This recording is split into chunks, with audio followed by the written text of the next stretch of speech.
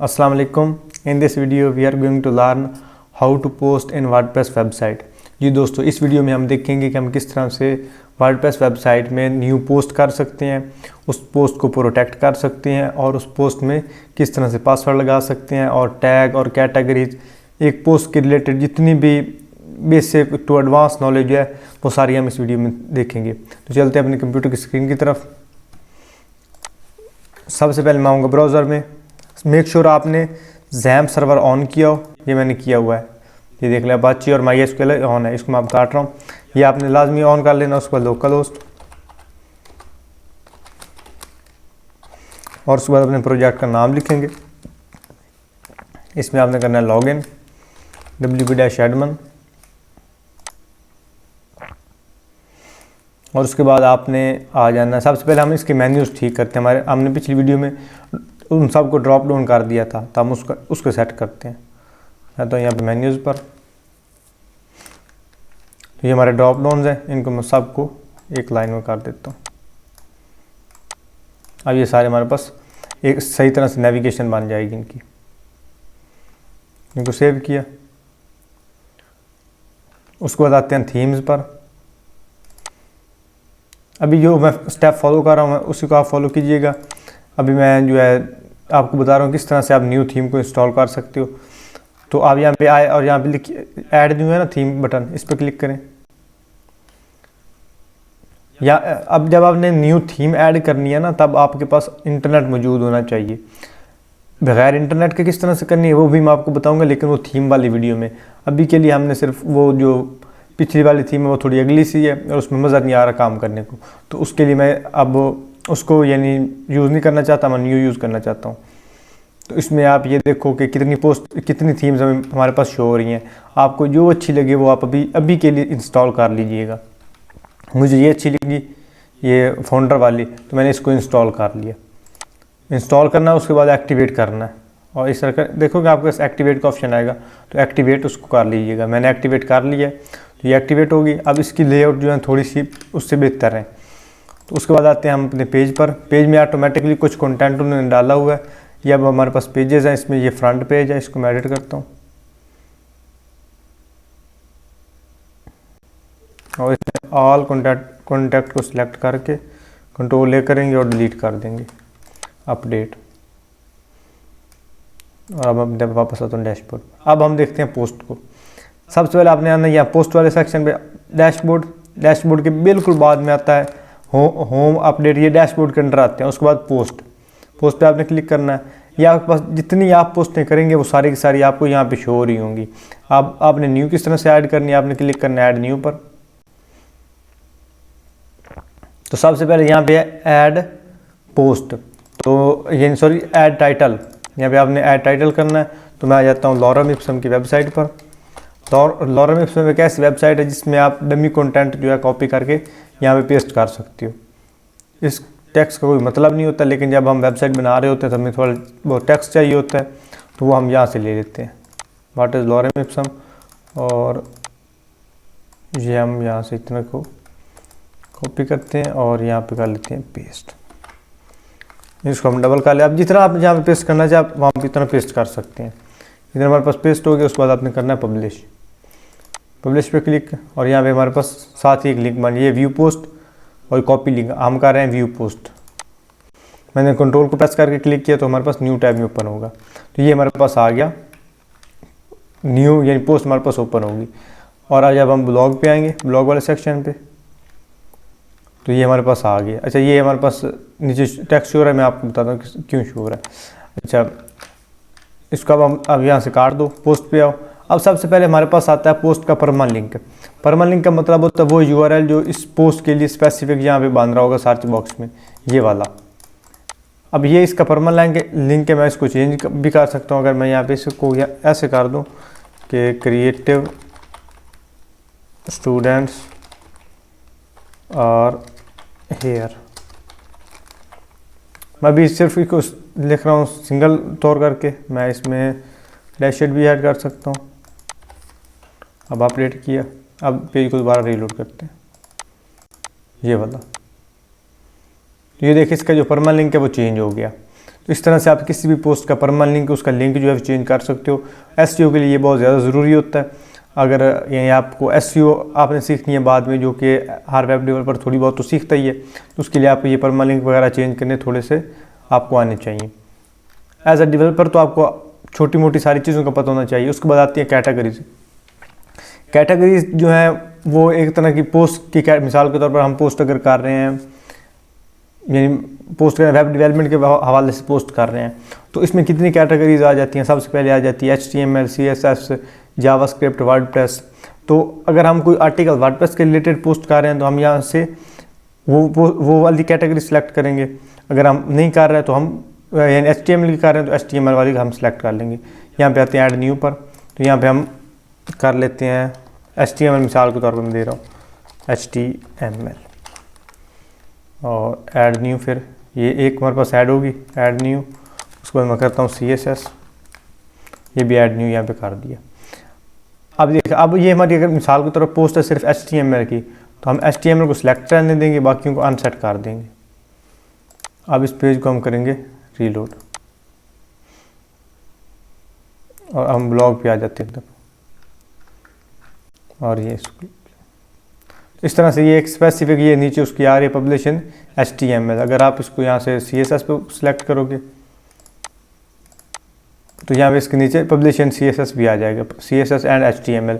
तो इस तरह से आप देख सकते हो कि आप कि ये जो पोस्ट है किस कैटेगरी की है, जो कि जब आप बड़ा एक ब्लॉग होता है तो उसमें लाजमी होता है इस तरह की यानी कैटेगरीज ऐड करना। कैटेगरीज तो आपने लाजमी ऐड करनी होती हैं। उसके बाद कस्टम पोस्ट टाइप वो भी हम देखेंगे, लेकिन अभी के लिए हमारे लिए जो कैटेगरीज हैं वो ज़रूरी हैं। उसके बाद हमारे पास आते हैं टैग्स। टैग्स जो हैं ये भी एक तरह से समझ लें तो कैटेगरीज टाइप ही होते हैं, लेकिन ये इस तरह से होते हैं कि आपने अगर एक वेबसाइट जो है उसको मुख्तलिफ टैग्स दे दिए हैं, ये जो कि हमारे लिए SEO के लिए भी ज़रूरी होते हैं, तो हम उन टैग्स पे क्लिक करके उस किस्म की पोस्ट हम देख सकेंगे। मिसाल कर मैं यहाँ पे CSS ऐड करता हूँ, HTML, और इसको ऐड करने के दो तरीके हैं। या तो फिर आप यहाँ पे लिखो, एक हमने मिसाल कर अब जावास्क्रिप्ट लिखनी है तो मैं जावा लिखूँगा। अब या तो मैं इसके आगे कॉमा प्रेस कर दूँ या मैं इंटर प्रेस कर दूँ, तो दोनों हम अगर करेंगे तो हमारे पास यानी जो टैग है वो ऐड हो जाएगा। उसके बाद अगर JS करता हूँ, रिएक्ट, इस तरह से मैंने इसमें टैग ऐड किए। ये ज़्यादातर फुटर में हम शो करवाते हैं टैग्स। इसको हम करूँगा रीलोड। अब ये देखिए इसके नीचे ये टैग्स आ गए। अब CSS, जावास्क्रिप्ट, JS, रिएक्ट, ये टैग्स जिस पोस्ट के नीचे होंगे, यही अगर किसी में जावास्क्रिप्ट सेम आ रहा है तो उस टैग पे हम क्लिक करेंगे तो उस किस्म की जितनी पोस्ट होंगी वो हमारे पास शो हो जाएंगी, जो कि एक समझ लें बहुत अच्छी अप्रोच है यूज़र को इंगेज रखने की। ये हमारे पास अब कैटेगरीज हो गए, टैग्स हो गए। उसके बाद आता है हमारे पास फीचर इमेज, कि पोस्ट के ऊपर हमने इमेज क्या लगानी है। अभी मैं ये कस्टम को यानी मेरे पास जो यानी अपलोडेड है वही मैं सेलेक्ट कर रहा हूँ। आप इसमें यानी कोई और भी सिलेक्ट कर सकते हैं, न्यू ऐड करवा सकते हैं जो आपकी पोस्ट के रिलेटेड होगा। तो इसका मैं करूँगा फिर रीलोड। ये देखिए ये पोस्ट की इमेज हमारे पास शो हो रही है, पहले इमेज आ रही है और उसके बाद हमारे पास कंटेंट आ रहा है। आप इसके अलावा यहाँ से भी इमेजेस ऐड कर सकते हैं। वो हम पोस्ट और पेजेस के बाद हमारा आएगा ब्लॉग सेक्शन। तो उस ब्लॉग सेक्शन में आपको बताऊंगा कि इसमें ये कितने भी हमारे पास ब्लॉग्स शो हो रहे हैं, ये सारे क्या हैं और इनको हमने किस तरह से यूज़ करना है। तो ये होगी। अब इस पोस्ट में हमने अब पोस्ट की विजिबिलिटी है यहाँ पे इस परमानेंट भी। अच्छा, सबसे पहले यानी परमानेंट कैटेगरीज और टैग हमने कर लिए। ये हमारा रहता है, अब ये स्टेटस और विजिबिलिटी रह गई है। इसमें ये पब्लिक, इसको हम चेंज कर सकते हैं प्राइवेट जो है वो ओनली विजिबल होगा साइट एडमिन और एडिटर को। अगर मैं इसको ओके करूं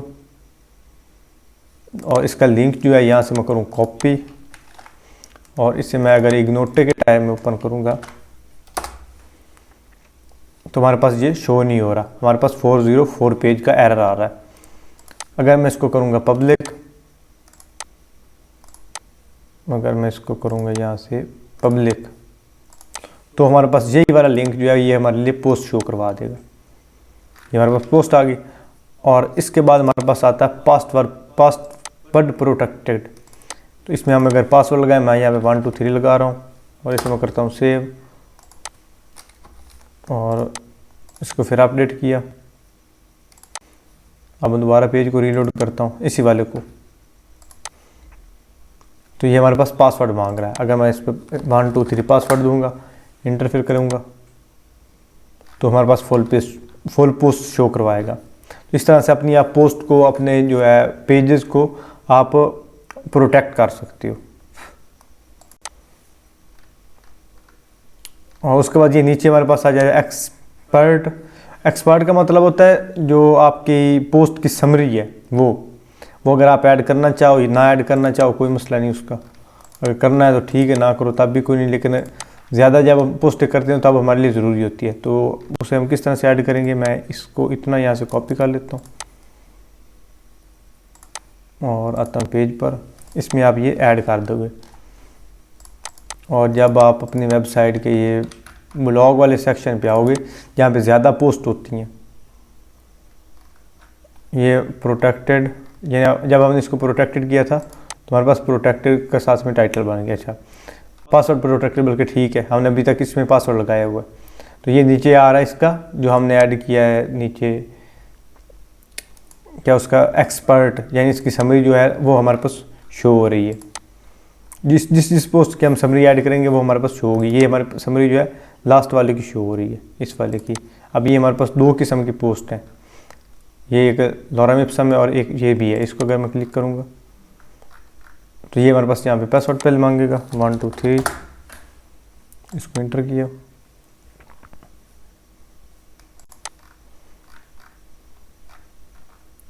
तो ये अब हमारे पास यही एडमिन, एक दफ़ा अगर आप एडमिन खोल लेगा इस पोस्ट को, या इसको कोई ऑथर खोल लेगा, या कोई यूज़र इसको पासवर्ड के ज़रिए खोल लेगा, तो दूसरी बात वो उससे पासवर्ड नहीं मांगेगा अगर उसका अकाउंट बना होगा। तो अगर अकाउंट नहीं होगा तो फिर उसके बाद उससे हर बार पासवर्ड मांगेगा। तो अगर ये हमारे पास होगी, और इसके बाद हमारे पास क्या आता है पोस्ट में,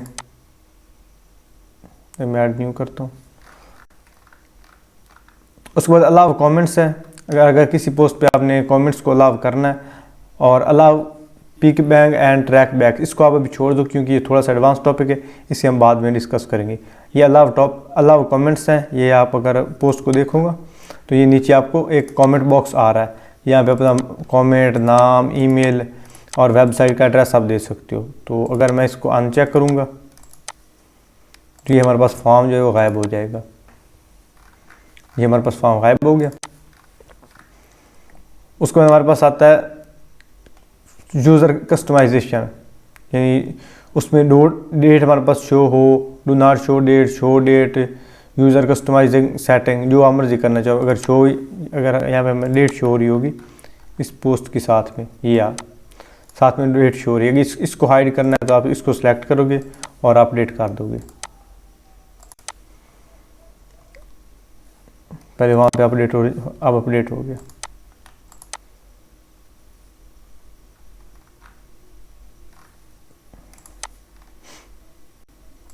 तो इस तरह से आप इसकी जो है ना, लास्ट अपडेट की, लास्ट ये कब अपडेट हुआ था, अपडेट नहीं, आप इसकी लास्ट अपडेट जो है ना वो आप कर सकते हो कि लास्ट टाइम ये कितना, यानी कब अपडेट हुआ था। उसके बाद वापस डैशबोर्ड पे आते हैं और ये हमारे पास अब पोस्टें आ रही हैं। और अगर हमने इसको एडिट करना है तो यहाँ पे आप एडिट करेंगे पोस्ट को। अगर हमने इसको एडिट करना है तो इस एडिट पे क्लिक कर लेंगे। क्विक एडिट करना है तो इस पर क्लिक करेंगे। इसमें हम टाइटल और इसका स्लैग चेंज कर सकते हैं और इसकी कैटेगरीज जो है वो चेंज करवा सकते हैं, टैग्स भी ऐड करवा सकते हैं। और उसके बाद हमारे पास आता है ट्रैश। अगर कोई पोस्ट डिलीट करनी है तो इसको हम ट्रैश में क्लिक करेंगे।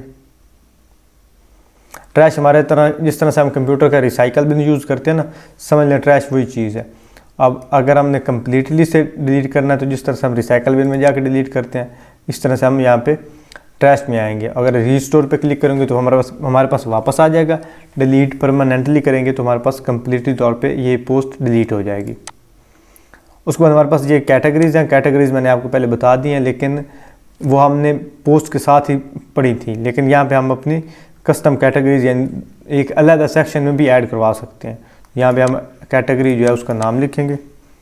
अगर मिसाल के तौर पर लिखता हूँ PHP, और इसका स्लैग भी लिख देंगे PHP, और इसको करेंगे सेव। यहाँ पे आप इसकी डिस्क्रिप्शन भी थोड़ी सी लिख सकते हैं।